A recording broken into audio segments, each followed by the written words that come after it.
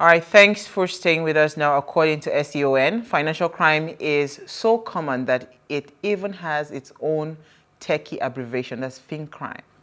But whether you like to use the new name or avoid it, financial crimes are a huge concern to both financial and other organizations and can result in massive losses. So today we want to review this big case, the Bola Ahmed Tinubu court case, while educating ourselves on financial crime and how to protect ourselves. Now that's the conversation. Now please let's hear what you have to say. Remember, you can join the conversation, send us an SMS or WhatsApp to 081-803-4663. You can also tweet at us at PlusTvAfrica1 with the hashtag WayShow. All right, so I do not know Jack.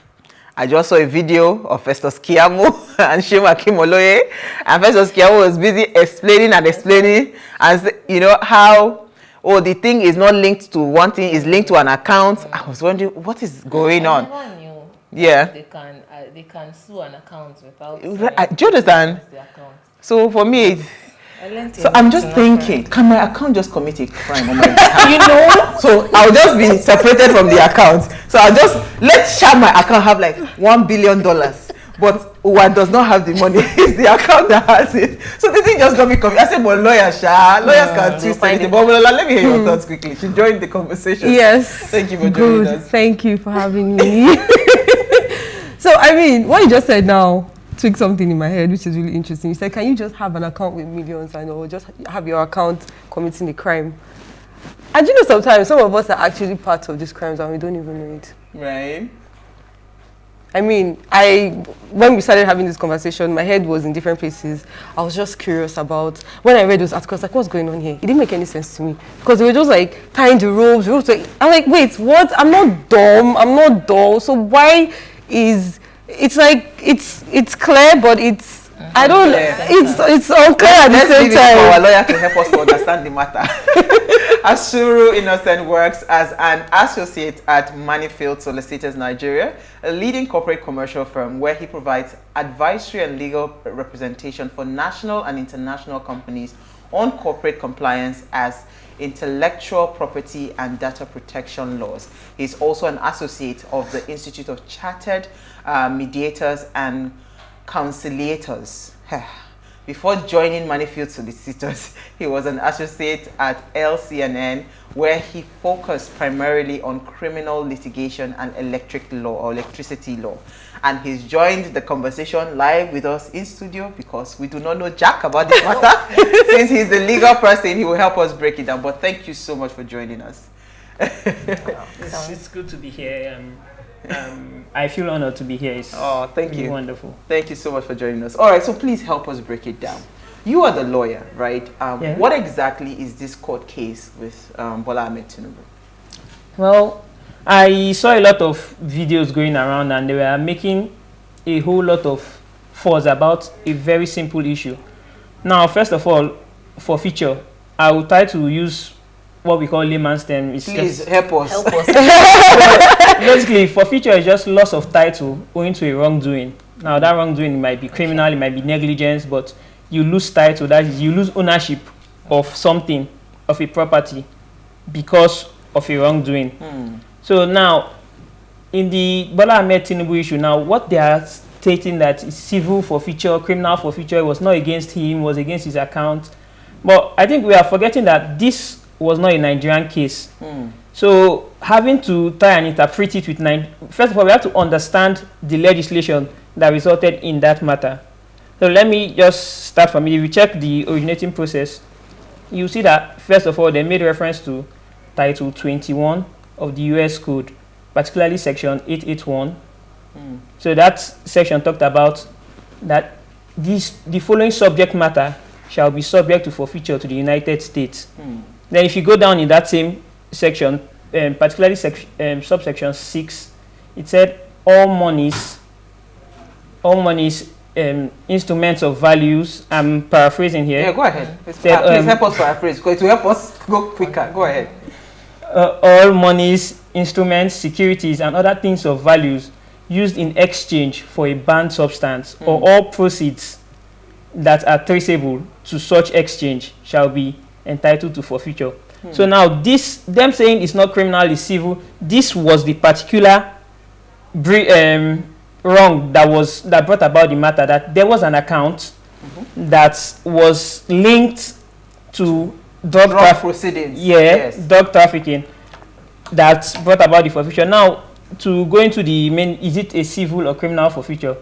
Yes, without doubt, it's a civil forfeiture, because if you look further, I think that's Title 18, Title 18, Section, that's 981 of the U.S. Code. Criminal Code, of the U.S. Code. You see where they say that this shall be subject to forfeiture under that section, and that section talks about civil forfeiture. But now, the civil forfeiture does not mean.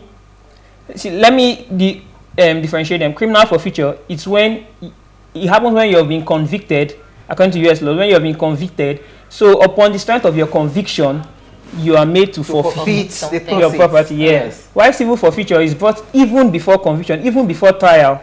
So now the main issue between criminal and civil forfeiture is the weight, the amount of evidence you need to prove your case. So now in a criminal forfeiture, it's beyond reasonable doubt that you were indicted.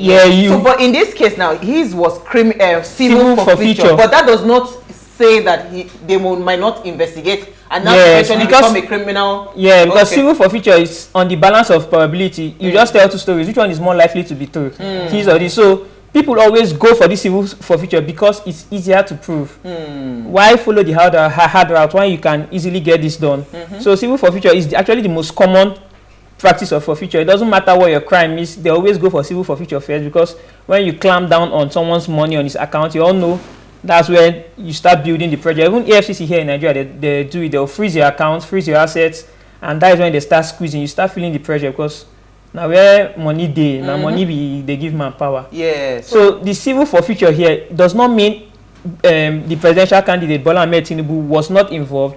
It means that this was a forfeiture proceedings that was sequel to any potential investigation. Yes, they just like this account has been traced, has been linked to this thing. So even before anything, even before hold the money first. No, we hold them first, exactly. So that is what the civil forfeiture is all about. So it doesn't really us making. I think we are even losing the core of this matter. Is that what is really important is that a presidential candidate was in bed with questionable characters.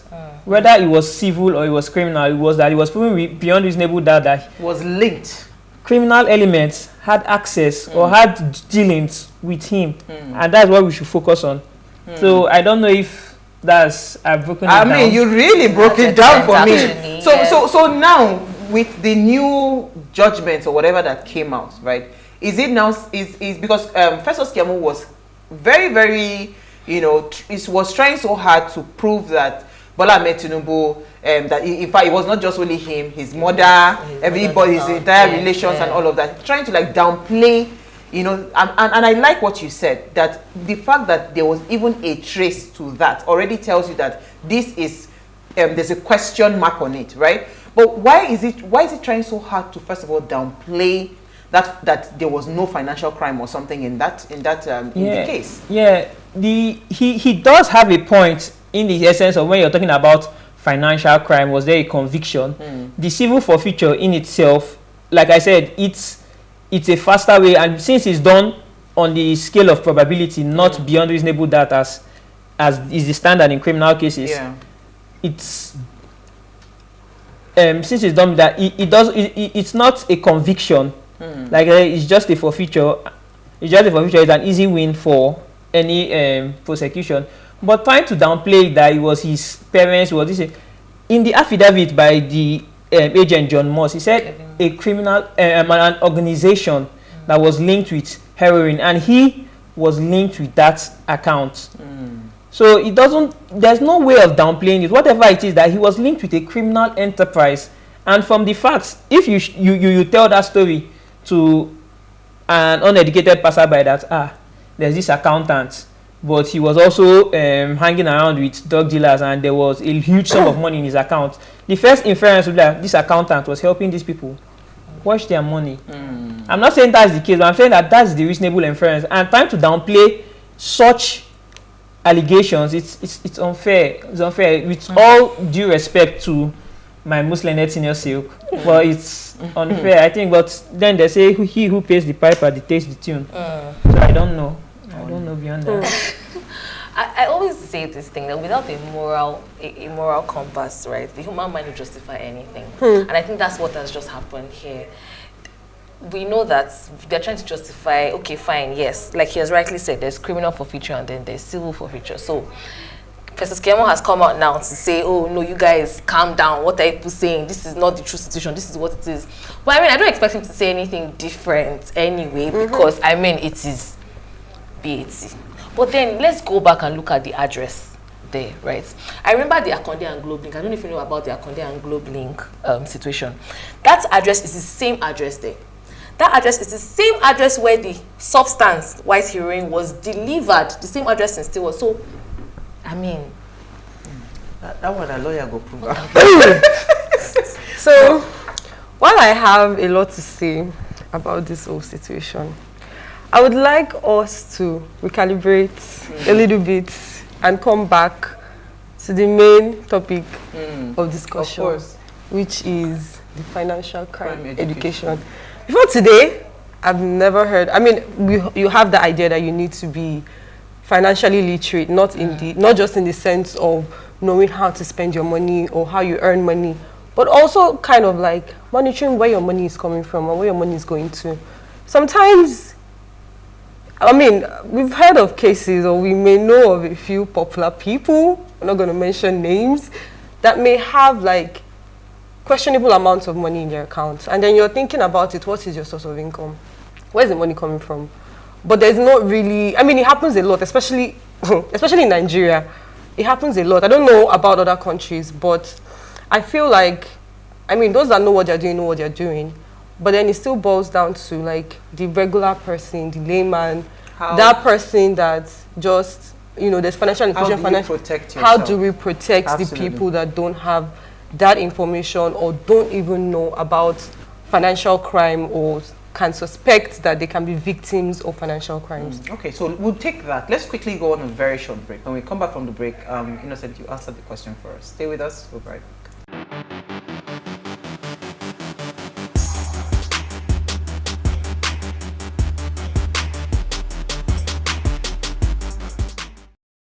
All right, thanks for staying with us. Now, if you just tuned in, we're discussing what's it called, financial crime education, and we're reviewing the Bola Ahmed Tinubu's case, and we have Asuru Innocent with us.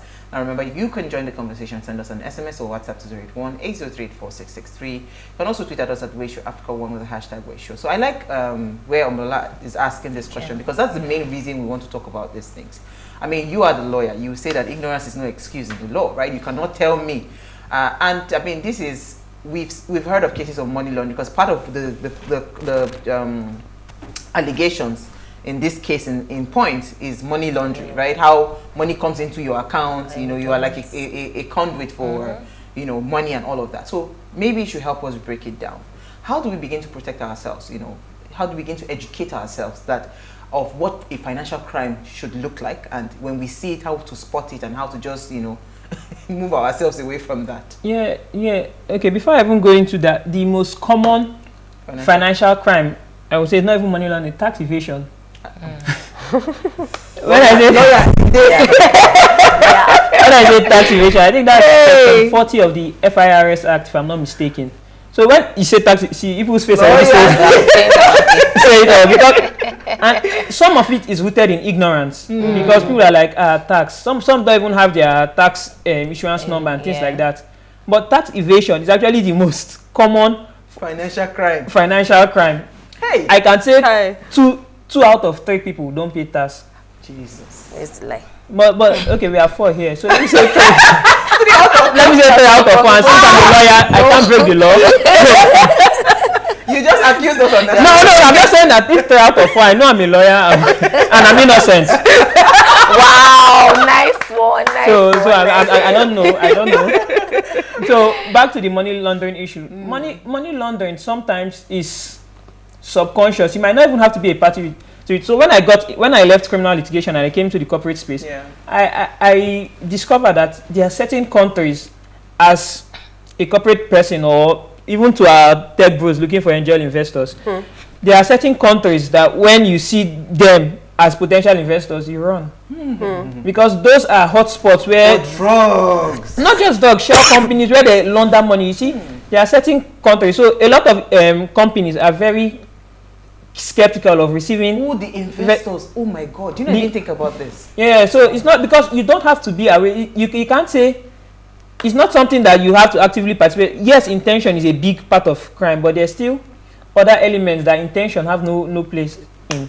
I don't even understand. So there are certain countries, especially in the Caribbean, there are certain countries. If as a lawyer I see potential investor for me, I'm like, I don't think thank so. you. I don't think so. It's not what they because those countries are red marked. They are targeted as Like hotspots. hotbeds. Yeah, as hotspots for that. So even in banks now, they said there's this, the know your customer, the know your customer policy is to try and curtail money laundering, watching the influx of money in any account.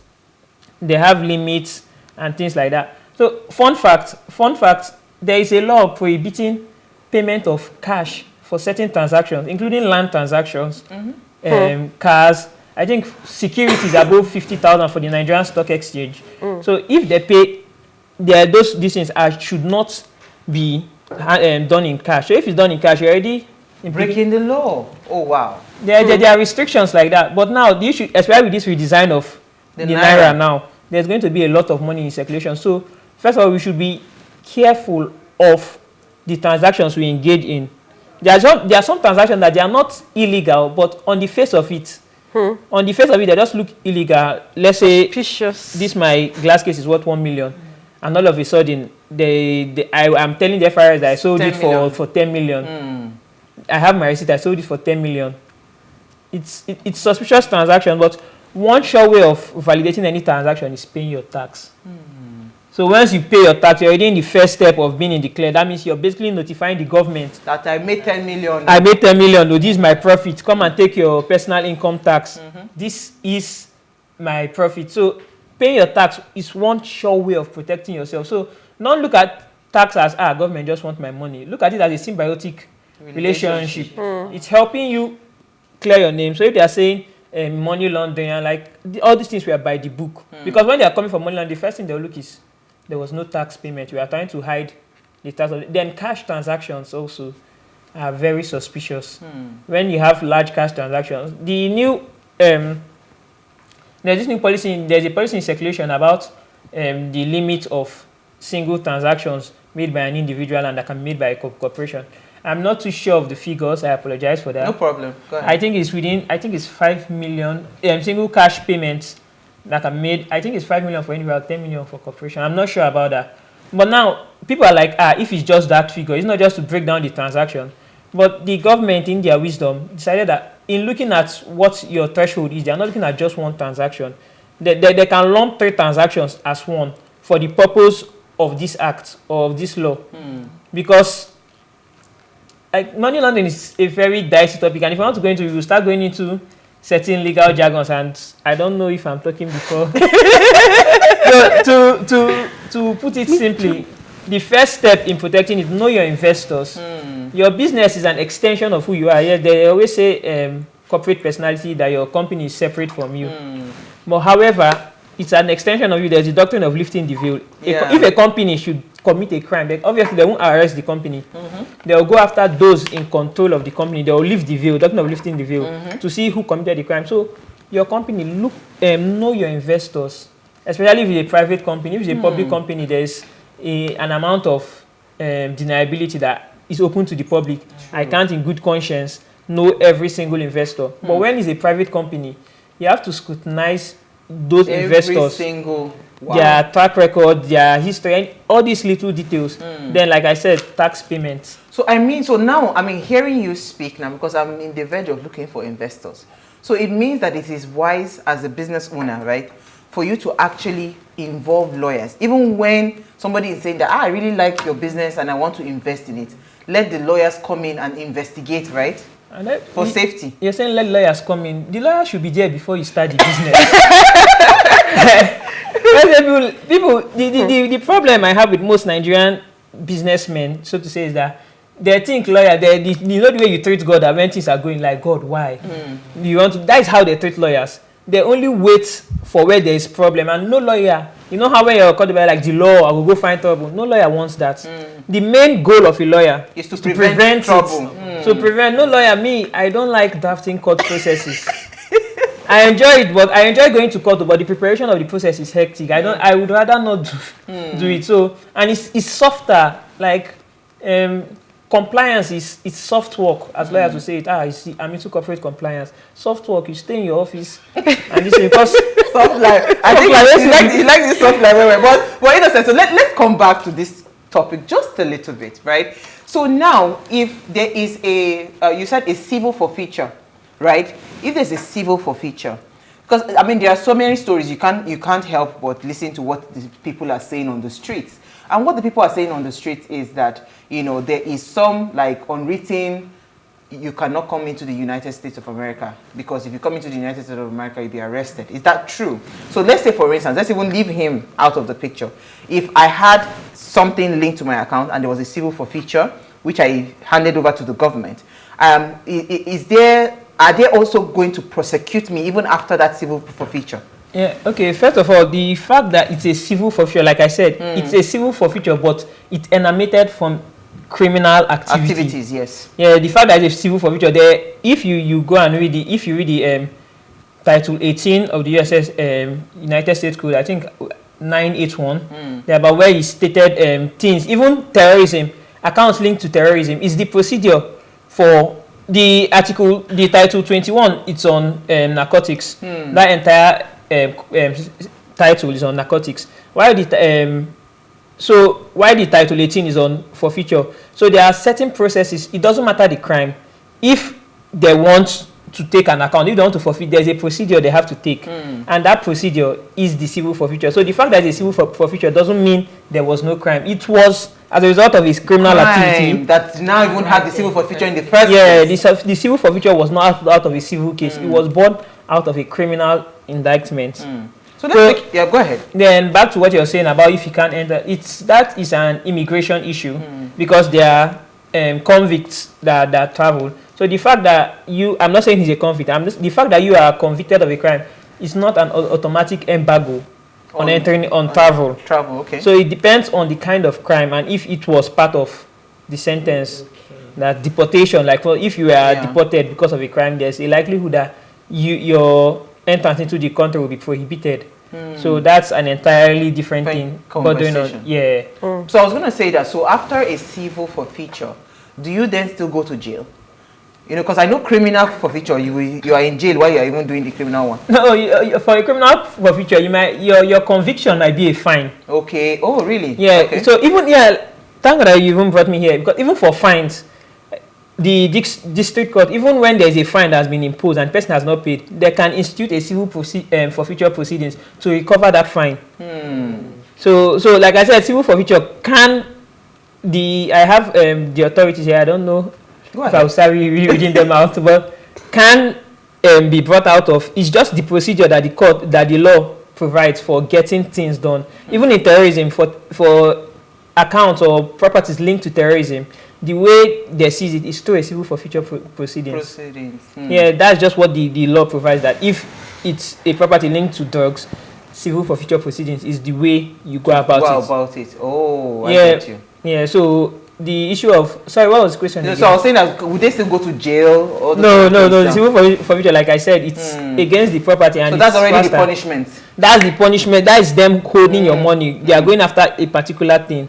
So when they get that thing, they can continue with whatever it is they are doing, because civil forfeiture most times is not the end game. They have a bigger picture at play. Oh, I see. This conversation has so many. You don't enter another. You don't enter everywhere, really, because my own focus of this conversation, like I've said before, I love all the lawyer and the law terms. A lot of them made sense. Some of them went right over my head. But I mean, while I was, you mentioned that one of the biggest crimes is Evasion. tax evasion, and a lot of people don't even realize that they're doing it. So I mean, that is on one side. That's for someone that is even like, you have a job, you have documentations and whatnot, you have receipts, you have bank transactions. But then I know there are a bunch of other financial crimes, and I feel like, especially, I'm still going to bring it back to Nigeria, especially in a country like Nigeria, a lot of things have been normalized, a lot of bad habits, a lot of crime that we supposedly just we just gloss over. I mean, when you hear bribery and corruption, you think about bribery and corruption in the sense of, the government is looting money. But bribery and corruption is as simple as, dashing someone money to enter somewhere, or paying extra to. I mean, I was at an event the other day. There was a clear price for the ticket. I'm not going to mention the event. It paid me that day, but it's fine. There was a clear price for the event online. Apparently, it was actually free online or something. I mean, ideally, it's a free event. We got to the venue, they said a different price. And then apparently, for you to now get, like, exclusive access, they just wandered into this place. Mind you, you now had to, people in positions of, I mean, they're now in positions of power, the bouncers and the whatnot, they now started adding extra money. I mean, when you're in situations like that, I'm sorry I'm trying to take this conversation a bit to a different direction, in the sense of when citizens find themselves in situations where they might feel like financial crime is they would normalize financial crime. Now, how do we begin to do like a mind shift to tell you that this thing that you're about to do is wrong, in as much as whatever it is, maybe you need to get into that place right now? How then do you begin to find that balance in saying, I'm not going to pay an extra 5K to enter this place, as opposed to, I'm going to queue in these ridiculous long lines, have people step over me, and, maybe not even get into the place. So how we as individuals, we as citizens, how can we begin to, I need you to put the law aspect of it into place so that people will clearly understand that these things that you're doing, don't think that they don't have consequences, or don't think that the law won't catch up with you. It's just because there's no, there's nothing legal binding you at that moment. But when we think of things, it's still a crime. So how do we begin to now process our minds to standing on what is right when we are faced with difficult situations where it feels like financial crime is the only option? Okay, only one question: legal, moral, even religious. However, okay, first of all, in bribery, you who offers the money have also committed a crime, even without the person accepting. You offering, it's a crime. Then for the mind shift, what I tell people is that when people are in a bad environment, it brings out the worst in them. I do a lot of pro bono work and work with a lot of inmates, criminal pro bono defense, and you realize that only about 10% or even less of people that go to jail actually come out rehabilitated. Most of them, they come out worse because the environment in the prison is so bad that it brings out the worst in you in order to survive. And I think that's the issue with Nigeria. There was one time I was in a car with a senior colleague and police stopped us. And me, two lawyers, I say this police will enter one chance. Two lawyers, they will see them today. And they just came, we just gave them 500. I was furious. I said, how will we do that? He said, I have all my papers here, but before they look at this, it will take me 30 minutes. And I don't have that. And when you think of it, that mindset, 500 naira or 30 minutes of my time. So the issue is that the system it's not working, it's failing, so that it brings out the worst in us. That's why sometimes when Nigerians go to other climes and see the system work, they'll be like, even sometimes they even offer, you see somebody help them take their bag in the airport and you want to give them, like, oh no, that's not necessary. It's a cultural shock for us because there are some things that have become so normal, that even though it's wrong, we're all criminals. Lawyer,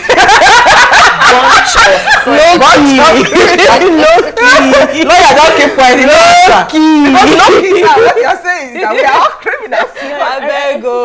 We're all complicit in making the system. we are all complicit in making the system what it is.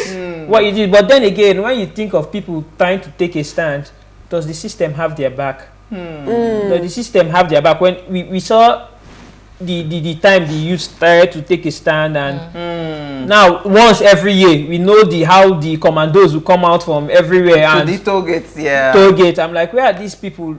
Yesterday night I got home around 10-11 and we are hearing gunshots. And I'm like, me, I'm inside my transport, I'm hearing gunshots.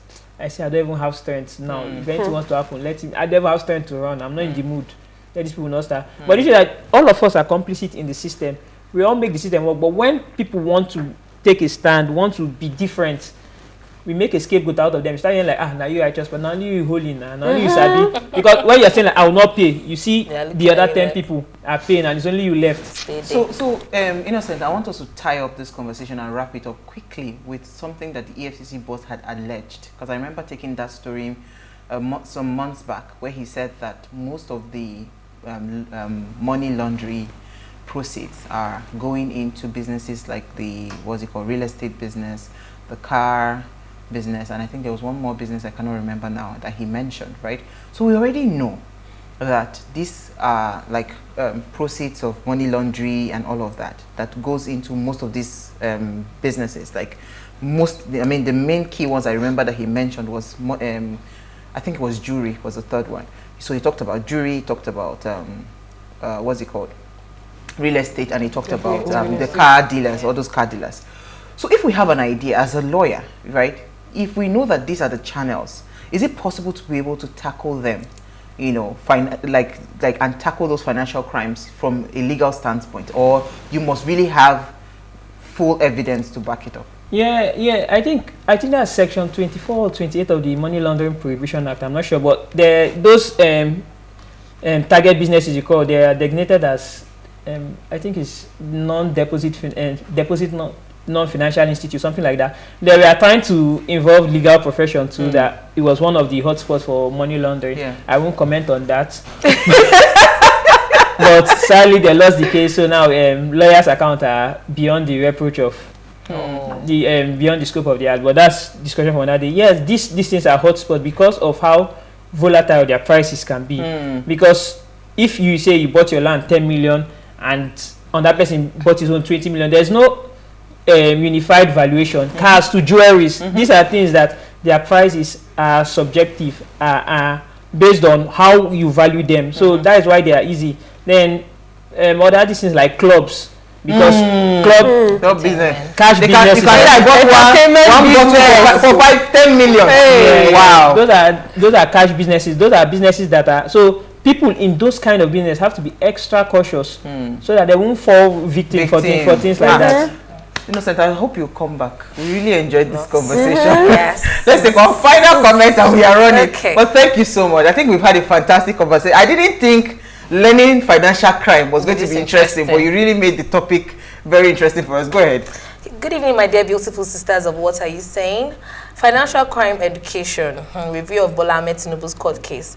Nobody knows the source of Bola Ahmed Tinubu's source of income, but I feel that EFCC are after people that have illegal source of income.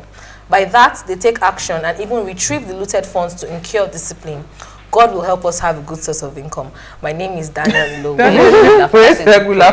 Thank you so much, Innocent. I think we had a fantastic conversation. What a beautiful way to wrap up the week. Thank you, Mola, for bailing us out again. I think every Friday now you bail us out.